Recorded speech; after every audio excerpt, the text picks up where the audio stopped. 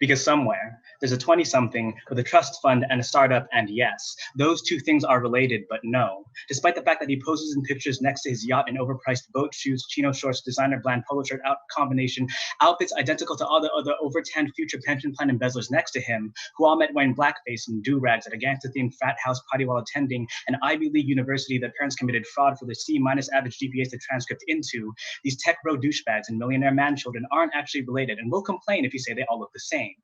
And if this mediocre white man startup fails, if his expected attempts at entrepreneurship result in bankruptcy time and time again, then each time he will pull himself up by his bootstraps, grit, and a small loan of $1 million from his father. And if this mediocre white man is charged with multiple counts of vehicular manslaughter while driving under the influence, he will courageously reveal he has a disease of affluenza, yet another poor afflicted soul who is simply too rich to understand that his actions have consequences, will admit this in front of an entire courtroom by proxy, courtesy of his lawyer, and he will selflessly pay his debt to society by having the bravery to allow himself to be checked into an upscale residential rehab facility in Newport Beach for an annual bill of $450,000 with its treatment program, which offers horseback riding, mixed martial arts classes, in-house massages, and interpretive dance therapy. But aside from that, it's basically the same thing as jail, so surely he'll come out of his ordeal a reformed, a changed man. And won't his eventual redemption show that no matter how low you sink in life, things will work out fine in the end if you just believe in yourself as a mediocre white man?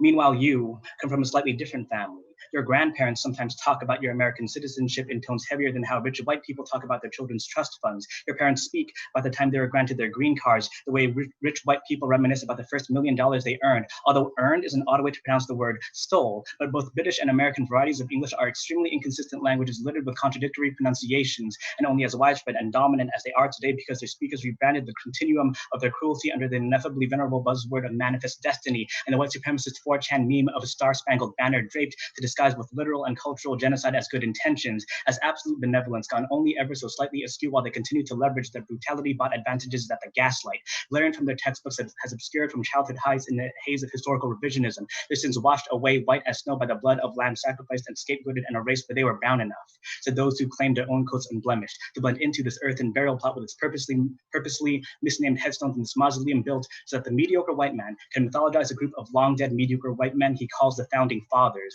a moniker of dog whistle calligraphy tagged over spilled gallons of white out, erasing the faces of the invaded, enslaved, and the exploited, upon whose backs and sounds the mediocre white men built their wealth and power by drilling and pipelining freedom from all those less vicious and arrogant and full of shit in this long succession of mediocre white men, edifying other mediocre white men, as if any of this justifies their white mediocre supremacy.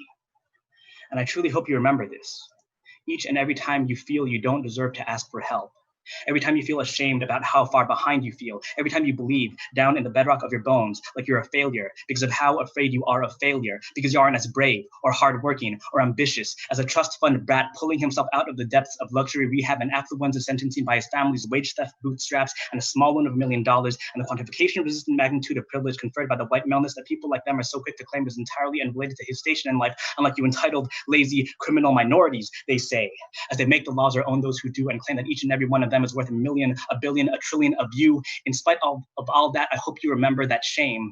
like wealth, like pollution, like representation, like healthcare, like education, like justice, like the means to live, like liberty, like the net resources necessary to pursue happiness beyond the lingering lie of the American dream, like the future, shame is not evenly distributed.